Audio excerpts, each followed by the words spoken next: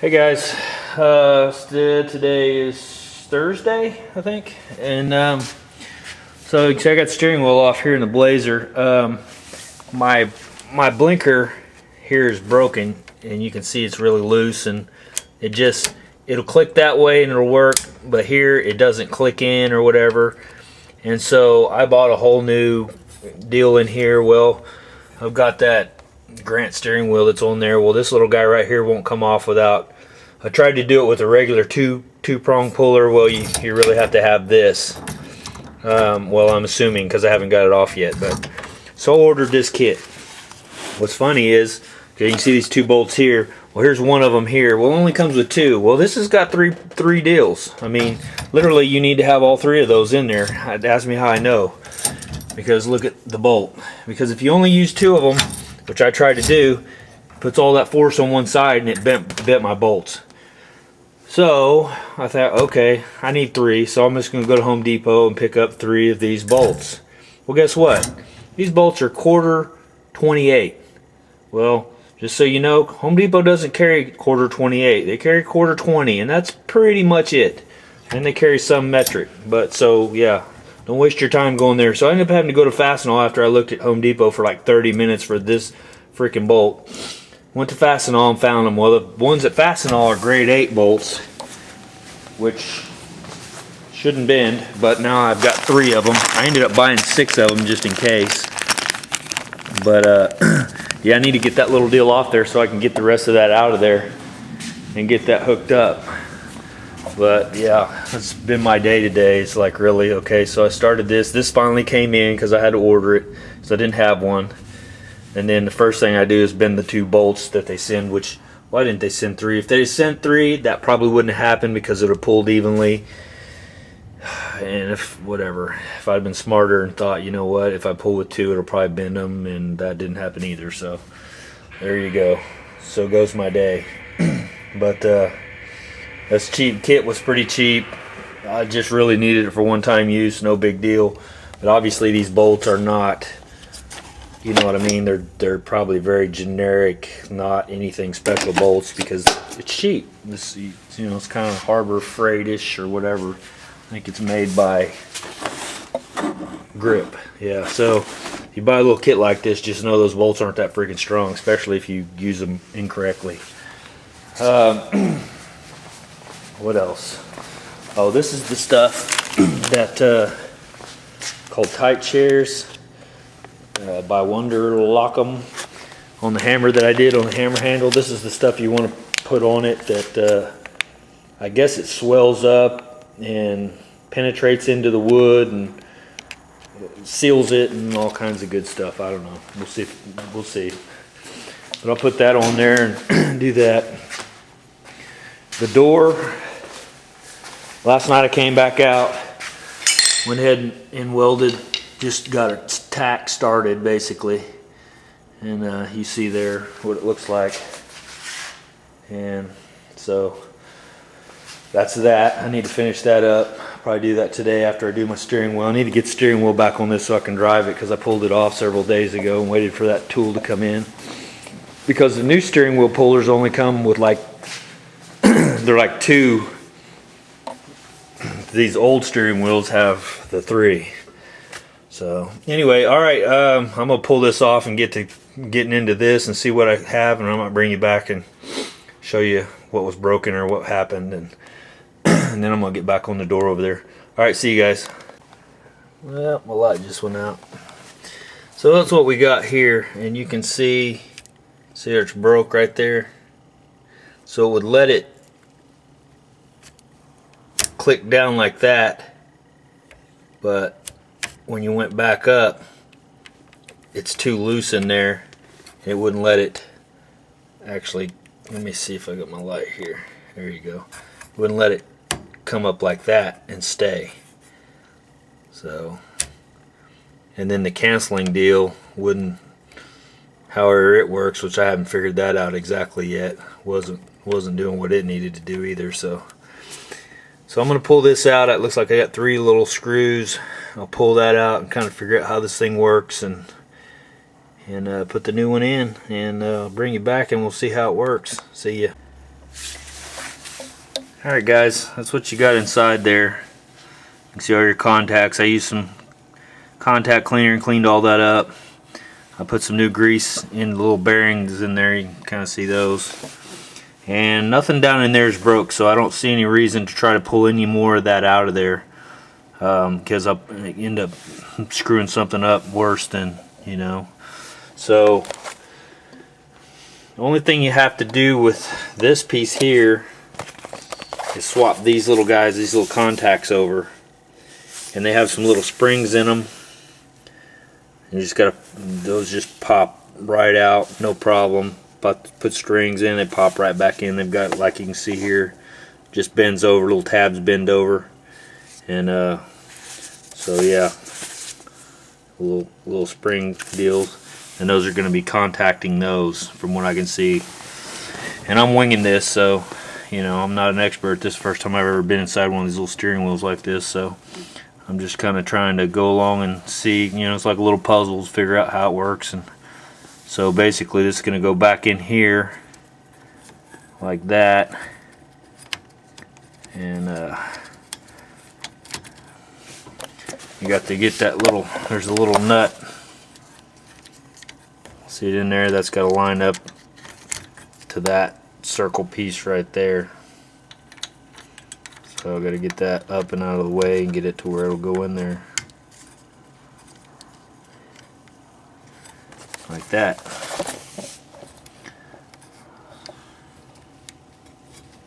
Alright, and then I think this thing snaps around your flashers. Hopefully I'm not forgetting any steps here, but push that down, seat it in there, and then what else?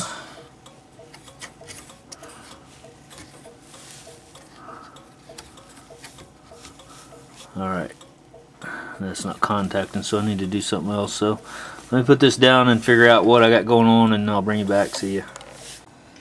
Alright, that's that little guy in there. This little clip right here was what was holding me up. That was, I wasn't pushing down enough to get around that clip. So there it is. And now I've got to put these little clips here in. They go in here. There's another couple little clips that go behind here. And so, yep. Looks like hopefully going to be a fairly easy fix.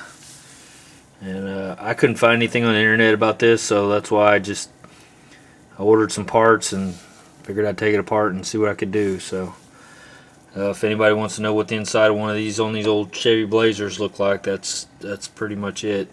And you can see your little flasher deal in there, a little red flasher here you push in. And you see it doing your flashers. And just pull it back out to get it to go off. So, alright, I'll bring you back. Alright, there it is. You can see I've got the little, you can see that, got those little guys in there, little springs. I put grease, the dielectric grease in there so they'd slide nice. I'm gonna just tell you though, I'm not going to say this was the best design ever.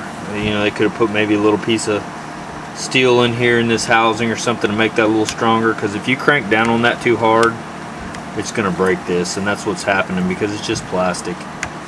So on these older vehicles you need to be real careful about, you know, cranking down on these.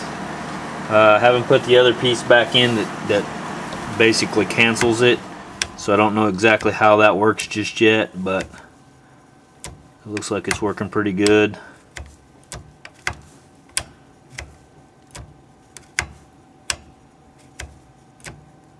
So that's it, and I'll bring you back when it's finished up. I'm gonna put this other little piece back in here.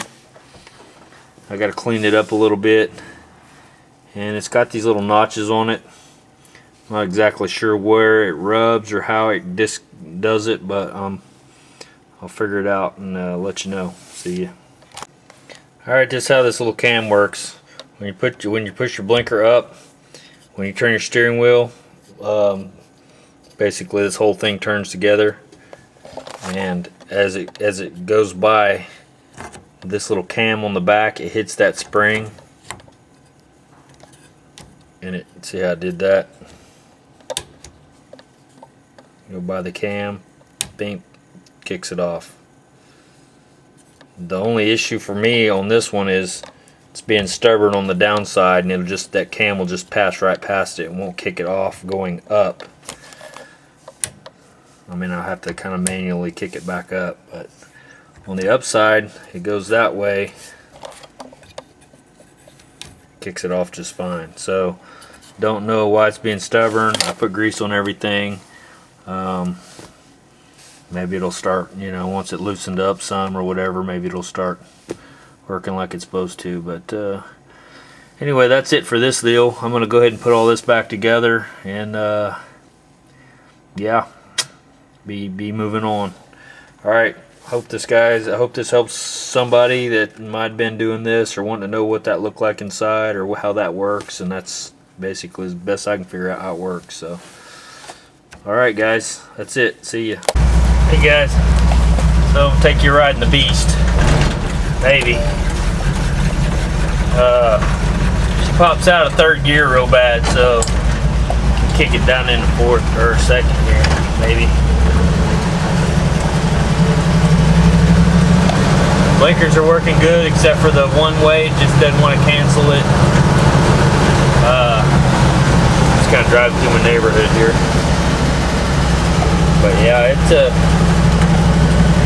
see there, goes that way. It cancels going that way, but you can tell it's a little harder going the other way. Yeah, I got a problem with it popping out of third gear. I guess there's a shift fork or something that may be a little worn.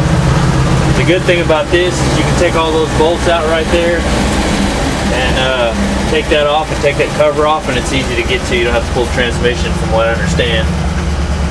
So,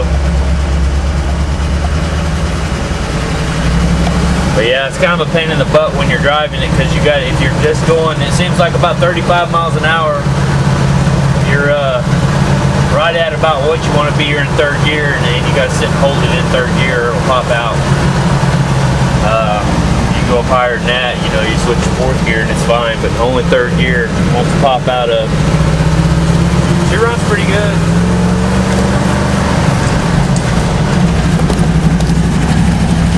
A little bit of hesitation right as you let off the clutch, and once you get past that little stumble, and I don't know, could be anything, carburetor adjustment, could be points, who knows what. Other than that, she runs pretty dang good. Like I said, right now I'm having to hold it in third gear, so that's why you're sideways. Getting dizzy. If I switch up to fourth,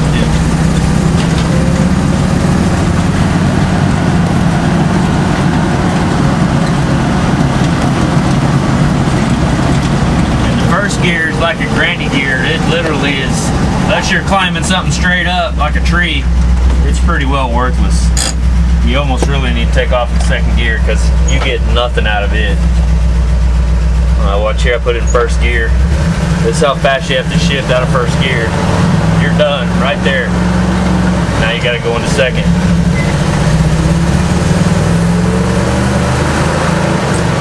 It's really loud because I've taken all the interior out of it. There you are, I'm in third again. That's about where I want to be driving. I'm taking all the carpet and everything out of it because it's old nasty stuff. And this lady's probably thinking, why is this guy holding the camera? Now I'm plugging in fourth gear, so I've got to go back up into third. Anyway, she's fun. Power steering, I gotta fix the brakes. We talked about that. See how that pops out of there? Here, I'll show you what I'm talking about. Yeah, it just drops out. It just won't hang in there, which makes it really hard to drive. So anyway, thought I'd take you for a little ride. Blinkers are working good, and she's running good. So I'll talk to you guys in a little bit. See ya. Alright guys, I got that patch done and ground down and welded in and all that good stuff. There it is.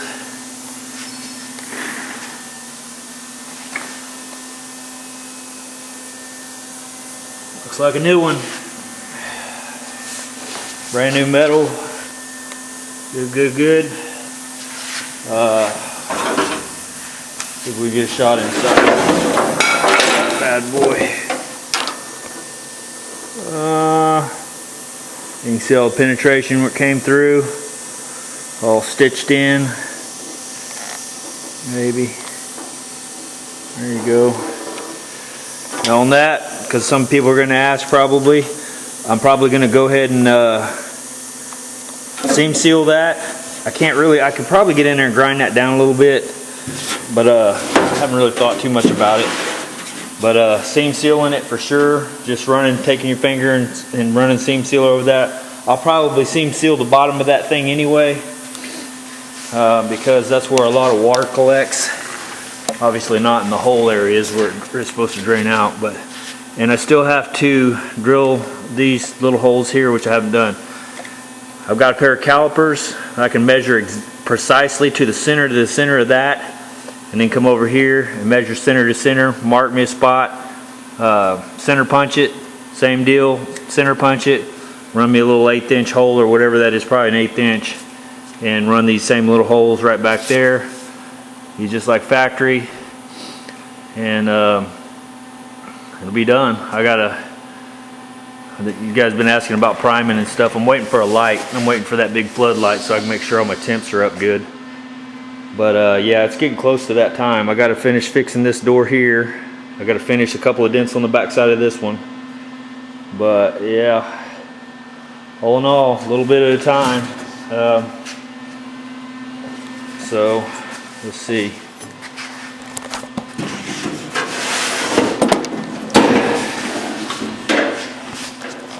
Yeah, just these dents here, and then that door there, it's got some pretty good little dents here and there. I say pretty good. That's really, these couple here look like the only really bad ones. I've already worked that area out back in the past at some point. I already welded those holes up, so they're all good to go. So yeah, we're getting close. We're getting close to start doing some priming. I got to block this out and see if I've got any low spots, and it really doesn't look too bad, other than the pitting where the rust was and all that kind of stuff, but that's all going to be filled. So yeah, getting closer, closer. That done, all that's done. All this stuff's ready for prime. I'm not sure if I'm going to have that bee blasted or not, or because we talked about it. I mean, it's going to be a little bit of a pain in the ass to get all that stuff down in there. I could probably strip this with a disc pretty easily, but I'll have to sit and, I don't know. I really don't want to put any chemicals on this car. I know you can chemically remove paint, stuff like that, but I am petrified that shit, if I don't clean it off or neutralize it or whatever, then my stuff's not going to stick. And if your stuff don't stick, then you wasted all your damn time and all your damn money. So don't want to do that. So that's about it for me this evening. I'll probably come back out here, maybe work those dents out after dinner. But I'll probably upload this video, so that'll be on the next video. Kind of like some of this stuff I did after the other night. I come back out. And what else? I think that's it. Made a mess, all that grinding. Gotta clean all these tools up again. You can see how man, it's like I explode.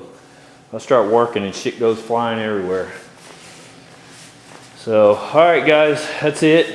And I'll upload the vid, and you guys have a good one. See ya.